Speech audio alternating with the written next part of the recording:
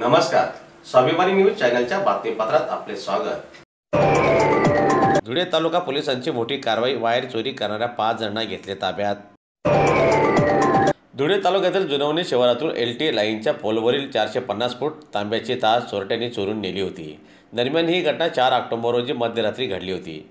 या प्रकरणी sub station Borkund येथील महावितरणचे कर्मचारी संजय सीताराम वळवी यांनी दिलेल्या तक्रारीवरून धुळे तालुका पोलीस ठाण्यात चोरीचा गुन्हा दाखल करण्यात आलेला होता। दरम्यान गुन्ह्याचा तपास पोलीस निरीक्षक धनंजय पाटील यांच्या मार्गदर्शनाखाली सुरू झाल्यानंतर स्थानिक नागरिकांशी साधलेला संवाद त्यांची सतर्कता लक्षात घेऊन शिरूर परिसरात तपासणी सुरू करण्यात आली।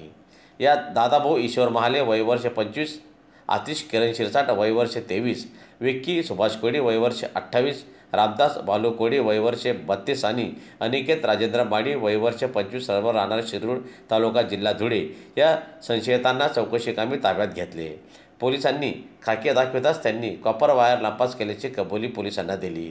दरम्यान चोरी केलेली 10,500 रुपयाची 450 फूट लांबीची कॉपर वायर तसंच गुन्ह्यात वापरलेले MH47 2147 क्रमांकाची पिकअप वाहन असं एकूण 2,10,500 रुपयांचा मुद्देमाल जप्त करण्यात आला असल्याची माहिती पोलीस प्रशासनातर्फे देण्यात आली।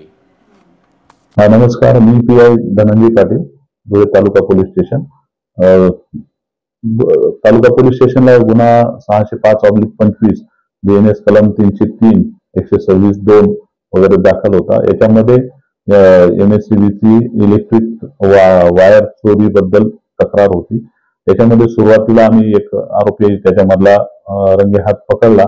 त्याच्यानंतर त्याने दिलेल्या माहितीवरून 4 आरोपी याच्यामध्ये निष्पन्न झाले। त्यांनी या संदर्भात जी गाडी वापरली होती बोलेरो पिकअप ती पण जप्त केली। एक मोटरसायकल पल्सर आहे ती पण जप्त केलेली आहे। असा एकंदर 2 लाखाच्या वर जवळपास गाडी माल जप्त करण्यात आलेला आहे। त्याच्यामध्ये अजूनही आरोपी निष्पन्न होण्याची आम्हाला दाट शक्यता आहे। अजूनही निष्पन्न होण्याची शक्यता आहे। याच्यात अधिक तपास चालू आहे।